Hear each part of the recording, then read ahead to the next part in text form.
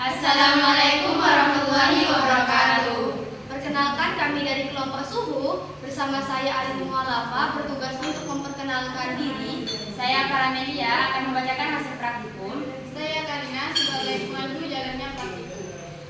Saya Zulfiya Kamilia sebagai penjelasan dari konsep dasar praktikum. Saya Nabatul Luas sebagai penjelas alat bahan. Tujuan praktikum ini untuk mengetahui bagaimana sih pengaruh suhu terhadap laju reaksi atau penyebaran zat. Selanjutnya, saya akan menjelaskan konsep dasar pada praktikum ini. Pada dasarnya, suhu berpengaruh besar terhadap laju reaksi dan laju penyebaran zat. Pada suhu tinggi, partikel-partikel air akan bergerak lebih cepat karena energi kinetiknya bertambah. Akibatnya, partikel-partikel yang diteteskan akan bergerak lebih cepat di dalam air panas dibandingkan dalam air dingin.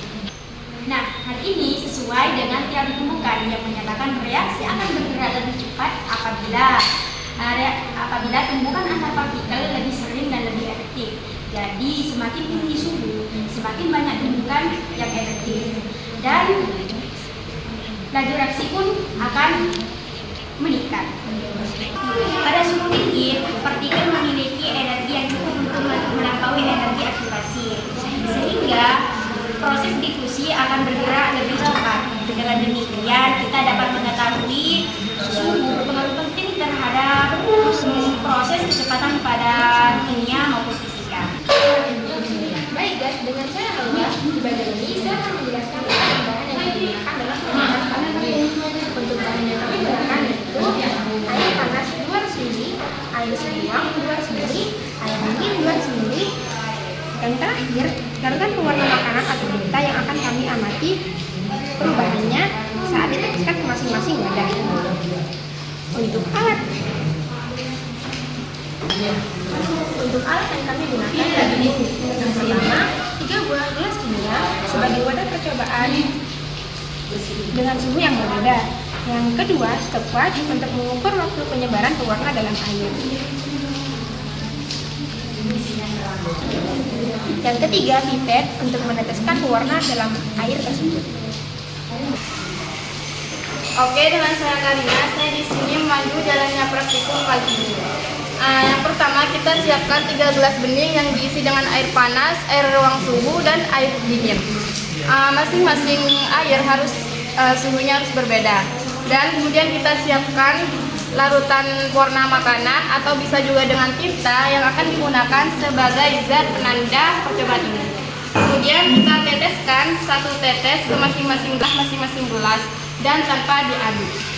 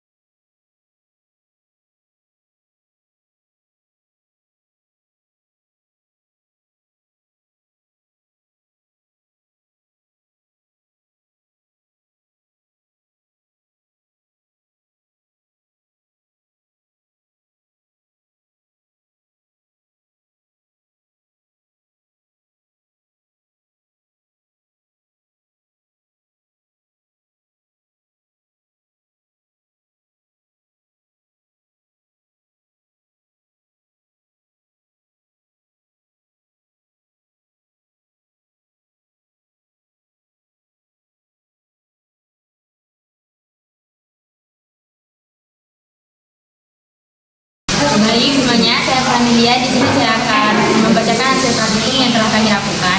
Berdasarkan praktikum yang telah kami lakukan, kami mendapatkan bahwa pewarna lebih cepat menyebar dalam air bersuhu panas, bersuhu tinggi, dan agak lambat menyebar di air yang bersuhu ruang dan lambat di air yang bersuhu dingin. Hal ini menunjukkan bahwa semakin tinggi suhu air, maka semakin warna yang terjadi atau reaksi radioaktif. Fenomena ini juga diterangkan dalam teori endocinetik dan teori tumbukan. Bahwasanya semakin tinggi suhu air maka gerakan partikel juga semakin cepat dan energi kinetik juga semakin cepat, sehingga tumbukan di dalamnya juga semakin sering terjadi.